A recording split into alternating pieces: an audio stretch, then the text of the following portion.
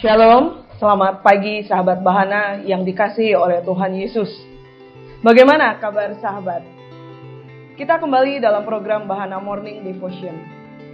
Mari kita siapkan diri untuk mendengarkan renungan hari ini yang berjudul Ada Keputusan, Ada Risiko. Firman Tuhan yang menjadi dasar renungan hari ini diambil dari Kejadian 25 ayat 29 sampai 34. Demikian firman Tuhan. Pada suatu kali Yakub sedang memasak sesuatu, lalu datanglah Esau dengan lelah dari padang. Kata Esau kepada Yakub, "Berikanlah kiranya aku menghirup sedikit dari yang merah-merah itu, karena aku lelah." Itulah sebabnya namanya disebutkan Edom. Tetapi kata Yakub, "Juallah dahulu kepadaku hak kesulunganmu." Sahut Esau, "Sebentar lagi aku akan mati. Apakah gunanya bagiku hak kesulungan itu?" Kata Yakub, "Bersumpahlah dahulu kepadaku."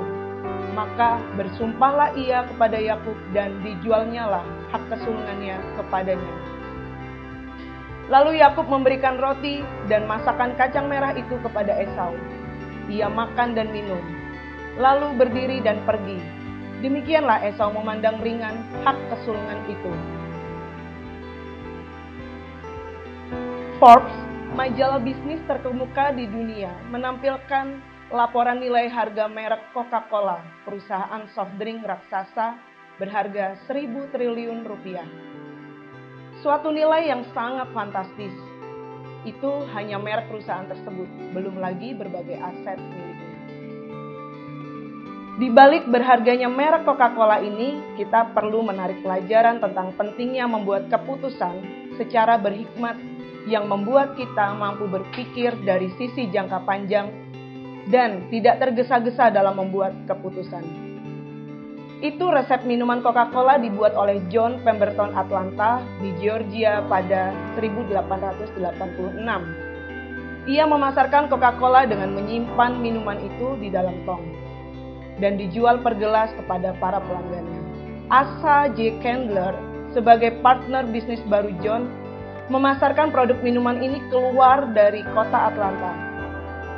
3 orang dari Tennessee mengusulkan produk ini dibotolkan agar minuman tersebut dapat menjadi lebih luas untuk dipasarkan. Ide tersebut ditolak oleh Candler. Karena itu ia menjual hak pembotolan Coca-Cola kepada ketiga perusahaan tadi dengan nilai hanya $1 saja.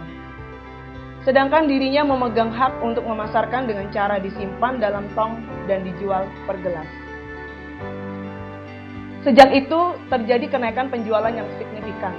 Akibatnya perusahaan tersebut harus membeli hak pembotolan dari 3 orang tersebut dengan harga bermiliar-miliar dolar. Keputusan yang tidak bijaksana yang dibuat di awal, sehingga Candler mengalami kerugian yang luar biasa dari sisi bisnis. Setali 3 uang, keputusan Esau menjual hak kesulungan juga berakibat buruk di kemudian hari. Keputusan Esau menjual hak kesulungannya itu merupakan tindakan yang tidak berhikmat dan fatal. Ibrani 12 ayat 17 mencatat bahwa dia tidak memiliki kesempatan memperbaikinya. Dalam tradisi pada masa lalu, arti hak kesulungan itu sangat berharga. Pemilik hak kesulungan berhak menerima warisan yang lebih besar dari yang lain. Nah, sahabat Bahana, bisa dibayangkan berapa besar kerugian Esau sebagai buah dari keputusannya menukar hak kesulungan dengan masakan kacang merah.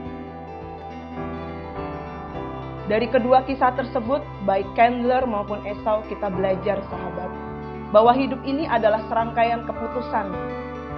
Bahkan orang yang tidak bersedia membuat keputusan pun sebenarnya sudah mengambil keputusan, yaitu memutuskan untuk tidak membuat keputusan apa-apa. Oleh karena itu, marilah kita belajar dari mereka.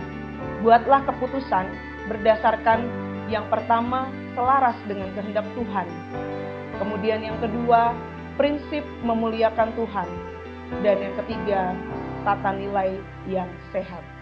Karena keputusan selalu berjalan beriringan dengan konsekuensi. Demikian renungan pagi hari ini, dan mari kita bersahati, kita berdoa.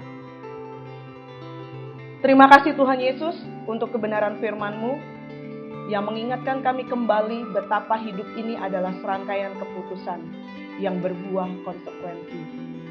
Kiranya dari renungan hari ini kami dapat menerapkan dalam kehidupan kami sehari-hari, agar hidup kami hari lepas hari senantiasa boleh menyukakan hati-Mu. Di dalam nama Tuhan Yesus kami berdoa dan bersyukur. Haleluya. Amin.